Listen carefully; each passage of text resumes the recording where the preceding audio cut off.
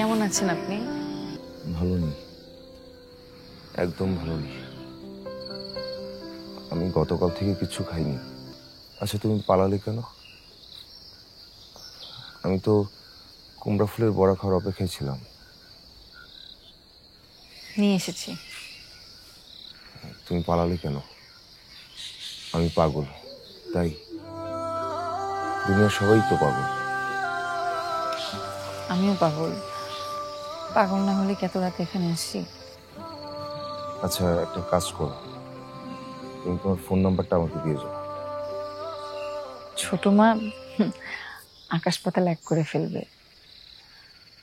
আমার মনে হয় কি জানেন, সে আমাকে নিয়ে কোনো একটা খেলা খেলছে। কেমন খেলা? আমি এত কিছু বুঝি না। আপনি পুরোপুরি সুস্থ হয়ে যান না প্লিজ। আমি তো সুস্থ আছি।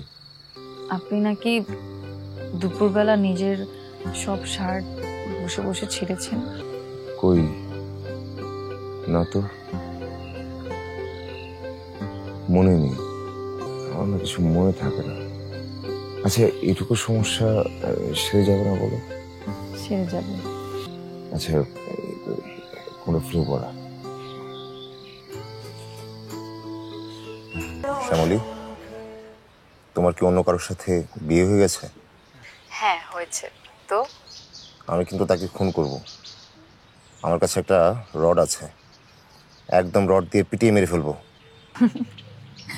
না, বোকা, বিয়ে হয়নি। বিয়ে কেন হবে? তাহলে ফোন বন্ধ কেন? ছোট মা ফোন কে নিয়েছিল। ছোট মা মেজো চাচাকে কিসব বলেছে। আচ্ছা, আমাদের চারপাশের মানুষজন এমন কেন? এত জটিলতায় ভরা। কেউ কি আমাকে একটু শান্তিতে থাকতে দিবে না? শ্যামলী, সত্যি করে বলো তো, তুমি কি টাকা সম্পত্তির লোভে আমাকে বিয়ে করতে চাও? হ্যাঁ। বড় মামা তাই বলেছিল, আমিও তাই ধারণা করেছিলাম। কিন্তু আমার তো টাকার লোভ ছিল না। আমার ছোট মা এসব কথাবার্তা বলেছে। সারা জীবন তাদের ঘাড়ের উপর বসে থেকেছি তো। তারা যদি আমাকে কোনো দরিদ্র রিক্সাওয়ালা ধরে বিয়ে দেয়, তাতেও আমার কিছু করার থাকবে না। আমি তাদের অবাধ্য হয়ে কোথায় যাব বলে।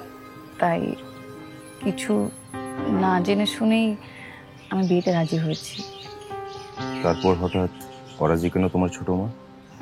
তার চাহিদা বেড়েছে। বলেছে টাকার অঙ্ক বাড়িয়ে না দিলে এই বিয়ে হবে না। আমি মামাকে বলবো তোমার ছোট মায়ের সব শর্ত মেনে নিতে। আচ্ছা, রাখছি তাহলে। আচ্ছা। টাকা পয়সার দরকার আছে, বুঝছস? কি করতে হবে আমাকে? তুই দেখতে শুনতে ভালো, পড়াশোনা জানা মেয়ে। তোর জন্য কি পাত্রের অভাব আছে? নাই। তাহলে অন্য পাত্র দেখে বিয়ে দাও না কেন? খেলাটা তো ওইখানে। এই পাত্রের সাথে বিয়া দিব, টাকার অঙ্ক ভালো পাবো। তারপর 2 দিন পরে ছেলে যদি তোর অত্যাচার করে আমার জানাইবি, আমি তোর ওখান থেকে ছুটাই নিয়ে আসবো, অন্য জায়গায় আবার বিয়ে দিব। ছোট মা, আমি কি টাকা তৈরি করার মেশিন? তুমি এক জায়গায় আমার বিয়ে দিবা, আবার ওখান থেকে আইনা আরেক জায়গায় বিয়ে দিবা। এই জন্যই তো তোর কিছু খুইলা করতে চাই না। তুই তো বেশি বুঝস। বেশি বুঝা মানে আমি একদম পছন্দ করি না। আমার বুদ্ধির কাছে কুড়াল চালাস তুই। আর আমি মাইয়া তোর আমি আজকে শেষ করে ফেলাম। বলে বল, বল, শুনবি আমার কথা? বল, এই 10 লাখ টাকা তুই জীবনে দেখছ? হ্যাঁ, দেখছিস তুই কোনোদিন? বুঝস কিছু? বল, বল, বল, শুনবি? বল। শুনবো না। কি? তুই শুনবি না? তোর আমি আজকে শেষ করে ফেলবো, একেবারে শেষ করে ফেলবো।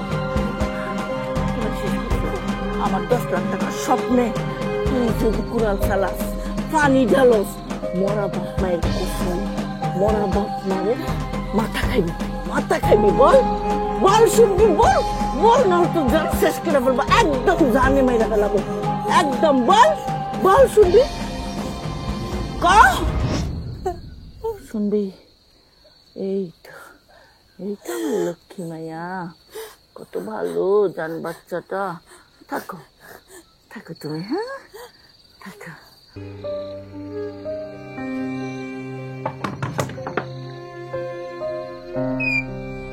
কে রে?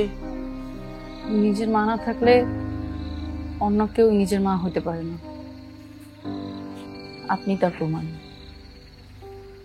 আমারে সারা জীবন খাওয়ায় বড় করছেন, এই গয়নার বাক্স আপনার। আমার মায়ের শেষ স্মৃতি। আমার নামে যে জমি আছে এগুলো আপনাকে লিখে দিব। আমি আর কখনো ফিরবো না। কি শ্যামলী, ঘরে যা, ঘরে যা করতেছি, ঘরে যা। ও মা গো শ্যামলী, ও মা গো।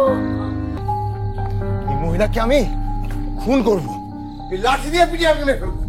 এই মহিলাকে আমি খুন করে সরম, আমি এই মহিলাকে খুন করবো। আপনি বলেন সেমনি আমাকে বিয়ে করবে না? ছাড়ো। বিয়ে হবে, আমি রাজি। আমি সবকিছু ছেড়ে চলে এসেছি। কোনো টাকা পয়সা, জমি জমা কিছুই দেয়া লাগবে না। এতদিন কেউ আমাকে যে ভরসা, ভালোবাসা দিতে পারে নাই, সেটা আমি ওনার থেকে পেয়েছি। একটা মানুষ মানসিকভাবে অসুস্থ বলে তাকে কেউ বিয়ে করছে না, এটা আমি কোনোভাবেই মেনে নিতে পারছি না। আমি ওনার পাশে থাকতে চাই। আমি ওনাকে সুস্থ করতে চাই। আমি ওই বাড়িতে আর ফিরে যাব না। আমি সব লেনদেন শেষ করে এসেছি। আপনারা চাইলে কালই বিয়ে হবে। মেয়ে যখন রাজি, এই কথার পরে লোভী মহিলার কোনো কথা থাকতে পারে না। দেখি এই বিয়ের ঠাকায় কে? তুমি এত ভালো কেন বলো তো? তুমি পাশে থাকলে সত্যি আমি ভালো হয়ে যাব। ওষুধে যে অসুখ সারেনি, ভালোবাসার সুখে সে অসুখ সেরে যাবে। বিশ্বাস করো, আমি সত্যি ভালো হয়ে যাব। আধারের রাখি যে শূন্যতায় বুকে কেটেছে সময় তোমার ওই চিবুকে।